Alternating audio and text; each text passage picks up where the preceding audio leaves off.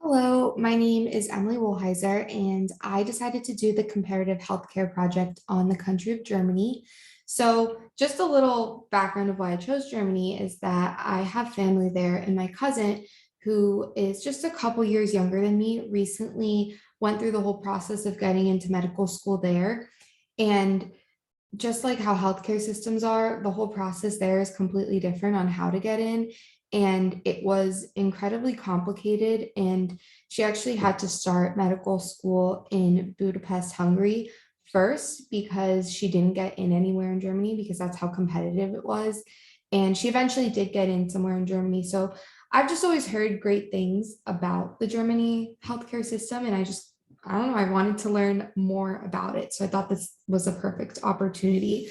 And I haven't gotten a chance to talk to my cousin either, but I definitely want to ask her more now that I know a little bit more about the healthcare system that she's going to be practicing in. So, just to begin with some background information, in Germany, the health insurance is mandatory and it has 86% of the population enrolled in their SHI, which stands for statutory healthcare insurance. The other percent of the population has a higher income, so they're eligible to enroll in private health insurance. Um, so Germans get their health insurance from one of 110 different competing non-governmental sickness funds. And it's mostly paid for by employers and employees with government subsidies. And it's financed through general wage contributions, about 14.6% of the population's general wage, as well as supplementary contribution, which encompasses about 1% of the wages by employees and workers. So since healthcare insurance is mandatory there, basically 100% is covered. But it doesn't really necessarily mean that everything under that is covered. They just all have coverage of a basic need. Versus if you look at America, we have 18% that don't have any healthcare coverage. A little bit more about what their insurance covers. So their copays, they apply to inpatient services and drugs, and the sickness funds offer a range of different deductibles. Germans earning more than $68,000, they can opt out of SHI. So that means that they can go to a private healthcare insurer. But anyone who doesn't make that much income, they have to pay into the SHI to have healthcare insurance. So for someone who has a lower income, that's definitely a cost that can add up because they have to be paying for it. There isn't an option not to. And there are no government subsidies for private insurance. So moving on to how the providers are paid. I wanted to talk a bit about how medical school education works there. So public institutions for medical training are free, meaning that they don't have to pay anything. And to go back to my cousin, that is, she goes to a free public institution. So as a medical student, that's something that can really be a burden is the cost. So it's nice to have it free. But private schools cost equivalent to a US dollar of $7,000 to $14,000 a year, which is definitely much less so than in the US. Then in the statutory health insurance coverage, the general practitioners and specialists are reimbursed on a fee for service basis. The average reimbursement for a family physician is around 256,000 US dollars per year. And then for specialists, it can range anywhere from 98,000 up to about $470,000. They do not, let's see, sorry. So they do not have any pay for service situations put into place, which is something that I know we've discussed in this class, but they do have a good incentive plan where physicians who meet different goals can get incentivized by that. And then there are yearly bonuses. And so the fee for service, just to expand upon that, it's a fee that's already pre-negotiated between the sickness funds, which are the 110 different non-governmental agencies I spoke about, and then regional associations of physicians. So it creates a uniform fee schedule that both the patients are familiar with and the physicians treating them know that they're going to be compensated for. Um, the physician's payments are limited to a predefined quarterly maximum number of patients per practice and reimbursement points per patient. So what that means is that they have quarterly thresholds to meet, um, as in how many services they're providing per each patient. And if they exceed that threshold, they are not just going to be continually paid the amount that they would on the initial visit or initial service that they provided for the patient. They're actually paid less for any additional services provided. So if we think about what this means for the physician, they're probably going to want to stagger out how much and how often they see this patient, because it's coming out of their paycheck in terms of they're not getting paid as much as they would if they weren't providing as much services. So that can lead to doctors spacing out the appointments in between patients, just because they're not getting paid, which doesn't really have a great effect on the patient's care management. So about management, the care coordination efforts, they have been trying to integrate contracts for disease management for chronic illnesses. This is something, like I said, they've been working on, because since there's not really a uniform coalition of physicians, they're trying to make efforts for people who do have chronic diseases to have physicians work together. So programs tend to be single disease managed, such as diabetes or congestive heart failure. And the first care management was created in the 1990s, and they're still continuing to expand the scope of what these management programs can care for. So that's just overall helping for people who have chronic diseases and have a whole team of doctors, which we are a little bit better on in the US, just so that they can all work together and understand everything that's going on with the patient. So moving on to regulation and then rationalization, as in if services have to be rationed for different patient populations. So the medical license are regulated at the federal level by licensing regulations for physicians. It's also regulated at the state level and by individual university requirements. Specialization requirements are by the medical chambers within each state. So they have a bit of a mix between federal government and state levels.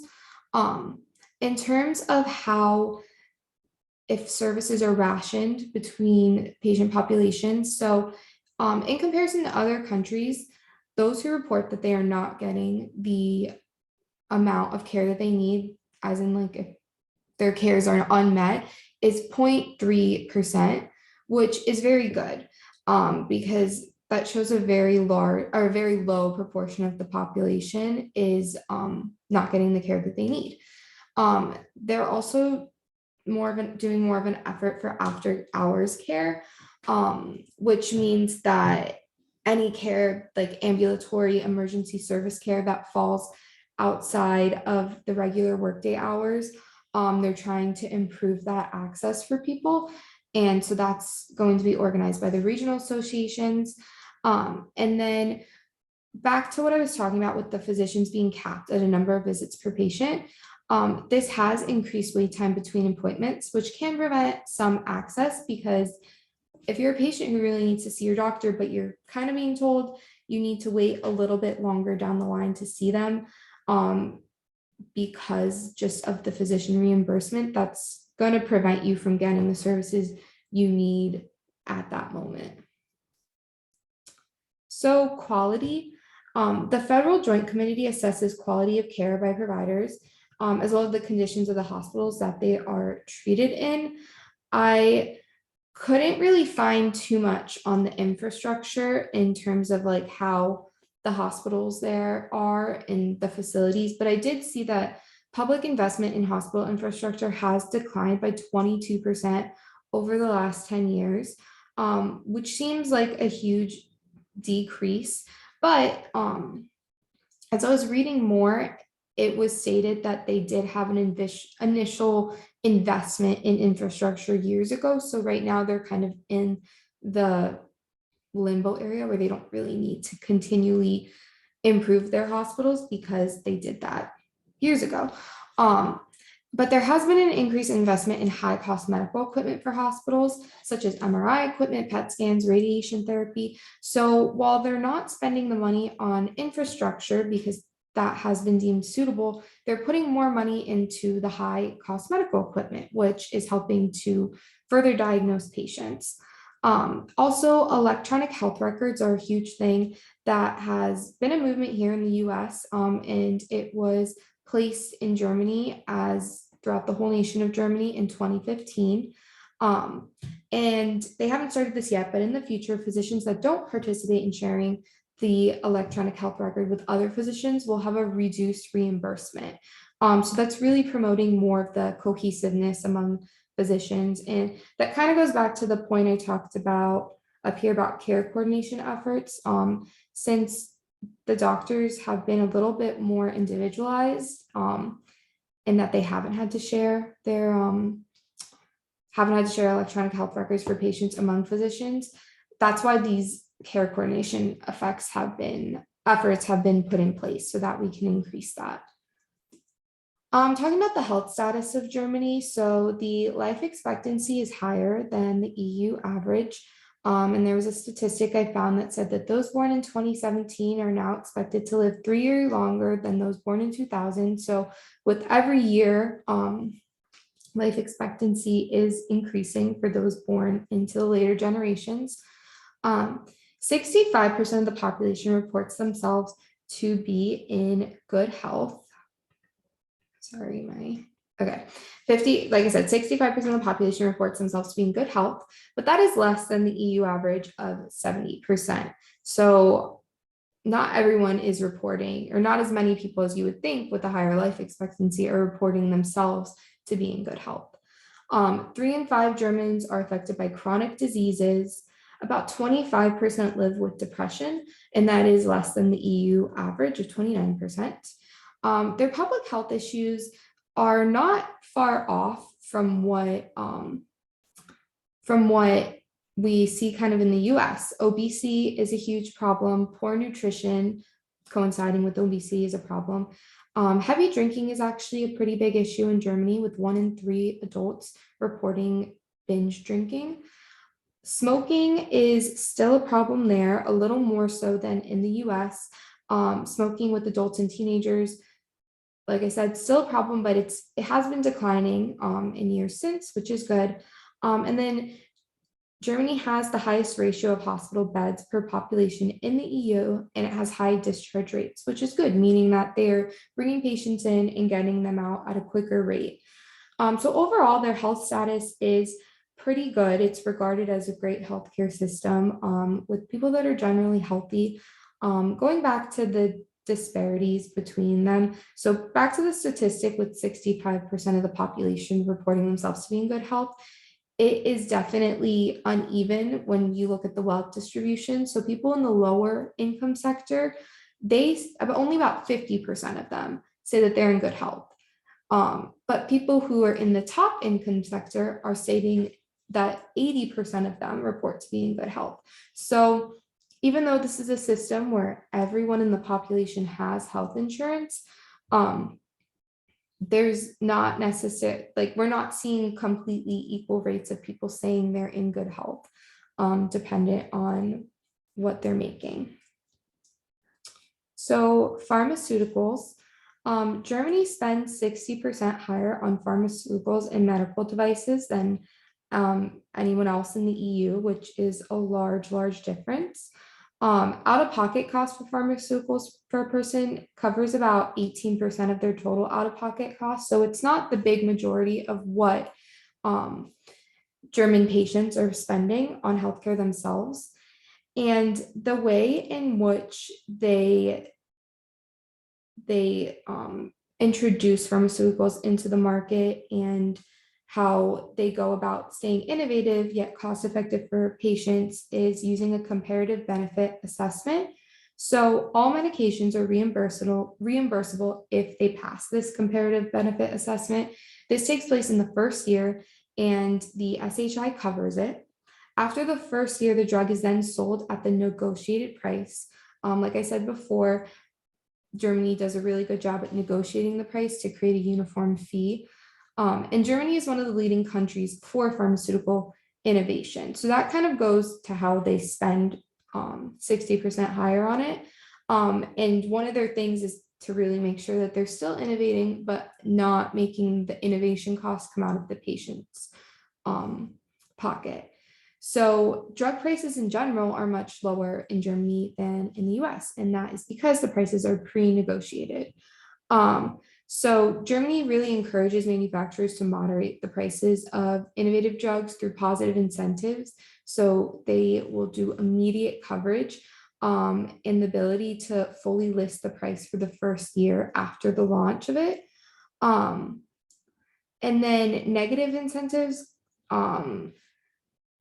include when, sorry, so they negatively incentivize the innovation when the pharmaceutical drugs fail during it, such as mandatory arbitration when the price negotiations fail, meaning that they have to stop producing the drug if they're not fairly negotiating the price.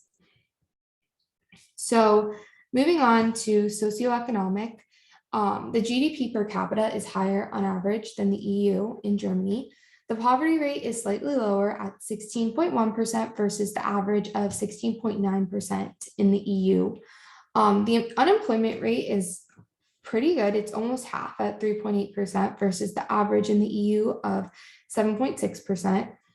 Like I've talked about throughout the presentation, Germany spends more than any other country in the EU on healthcare, so they have a population with good access to care and good services. They also have a very large pool of doctors and nurses for the population to benefit from. So there is definitely, speaking on the quantity amount, there is a lot for people to see, and there's not necessarily a shortage. But like we've talked about in this class in the US and pretty much in any country, there seems to be more of a concentration of physicians and nurses and any healthcare workers in urban areas versus rural areas. So that's something that Germany is working on, is trying to recruit more physicians to rural areas. So overall, they're seen as an effective healthcare system, but it does come at a large cost for the country of Germany. So talking a little bit about the culture in Germany. So Germany, and I actually have experience with this, Germany culture is much more lax in their approach to nudity and not as modest as America. So what I was saying about experience with that is that when I visited Germany as a kid, we went to an indoor pool, and I think I was around 6 years old, and it was the first time I saw naked people just walking around, which honestly was a culture shock for myself, but it's seen as much more appropriate in German culture, and that translates to doctor's offices. If you ever go to the doctor's office, they usually give you a gown if you're going to do a skin check or just anything that they need to see on your skin. You're usually provided with a gown. In Germany, they don't necessarily provide that. It's expected that if the physician asks you to take off your top or take off your pants, that you do it without any hesitation. And if you have to walk around the hospital with your gown, with not a gown, or if there's an influx of physicians coming to see you, they're not too concerned about the modesty of that because nudity in general is more accepted in German culture. In terms of efficiency, they're not as fast as if we compare it to America. They really like to do what they do well and take time with it. And that also kind of translates into how they distribute pharmaceuticals and medicines. They don't want to rush to just push a pill. They want to see if any naturopathic or homeopathic remedies can work, or just see how the body heals itself before giving a painkiller, which, as we know, contributes to the huge opioid epidemic in America. And then hospitals do not issue basic personal care items, so you have to bring your own if you are staying, which kind of plays into the point of what I was saying with nudity, not really supplying a patient gown to preserve their modesty. So in my head, I was thinking this must cut down costs for the hospital. I mean, not significantly, but just all that PPE and kind of the random things that don't add up, like having a towel in the hospital, or like I said, patient gowns or socks or whatever. Germany's not really spending money on that because um, they don't really want you to treat the hospital as a hotel. They want it to be a hospital and have a quick stay and a quick discharge. So you have to bring those items for yourself if you're staying in the hospital. And then what I was saying about naturopathic and homeopathic remedies. So while I was looking into the culture of Germany, spas can actually be covered by insurance because of the effects of homeopathic remedies. I'm not quite sure about the wording that they use to approve it through insurance, but they do see it as a wellness and something that is not necessarily seen as a luxury because of the positive effects it can have on your body. So some personal takeaways. Um, so the cost versus what you get and how they still face some of the biggest public health issues that the US faces. So like I've mentioned, the cost, Germany spends the most on healthcare, and they do have good outcomes and they're innovating, but their population doesn't report to be feeling any more healthy than other populations. Um, some overall goal is to ensure that you can get home as quickly as possible through an efficient and effective system. So they're trying to be efficient and effective, but they're still spending a lot of money. And like I said, the patients aren't reporting that they're any healthier really than other nations. Um, so the pros with their system is that the doctors really take their time, like I was saying, with not just administering drugs to fix the problem immediately. So they're not quick to prescribe medications. So that really can help with people being dependent on high cost medications. And they do have reasonable copays, and that goes back to the negotiating that the physicians do. And there's not as much of a money exchange at the doctor or having to worry about reading the fine print. It's more just you're going there and you're getting your treatment and you are covered and your health and your copays aren't huge, which can definitely take a huge load off of a patient's shoulders. And a big thing with German doctors and their patients is trust. Um, they don't, they definitely share all the information you need with the patient. And you're able to shop around for the doctor that you want under the German healthcare system, which you can't necessarily do in America. So they want you to pick the best doctor for yourself. You're free to shop around and see who would best suit you, because a patient physician interaction is at the end of the day a human interaction. And it's no wonder that if you don't get along with your doctor well, then you're probably not going to get the best treatment because you're probably not being as transparent, and in an adverse effect, the physician probably isn't wanting to spend all of their time in you and making sure you feel better if you guys don't have a great relationship, which is sad because it should be kind of outside of the physician patient relationship, but at the end of the day it's human. So I do think it's nice that you have the ability to choose the doctor that you want, because in America you have to make sure it's under your health insurance plan, make sure that it's covered, make sure the prices are right, everything like that. So cons is that under the SHI that you have to pay for elective procedures and prescription medications that the insurance doesn't agree with, more so than you have to do in the US. They don't cover a lot of elective procedures, so that's coming out of pocket. And then public health insurance, like I said, is mandatory unless you have a higher income. Yet it is illegal to not have health insurance in Germany. So no matter what income you have, if it's under, I believe it was 68,000, you need to be paying for insurance. And if you're someone who is struggling with money, that's not necessarily something that's so easy. And then in terms of methodologies for the US to adopt, I do think that the doctors negotiating fees so prices are more uniform is a really great thing. I read a statistic that talked about the prices, the difference in prices between appendectomies, In Germany, it's about $3,000. In the US, it can be around $13,000 because we don't have a uniform system to negotiate these prices. And therefore, we can have some doctors asking however much money for the same procedure that some people are getting for a quarter of the price. And then since we're not really eligible to shop around for our doctors, then you're sort of stuck with that set price, and it kind of becomes a luck of the draw thing if you're getting stuck paying the higher or the lower price. Um, so yeah, I believe that is all I have. So these are the references. Overall, I really liked learning about Germany and comparing it to the United States. It's definitely there's a lot more that can be said about it. And I wish I had time to talk to my family in Germany just to hear their thoughts. But yeah, that will conclude my presentation.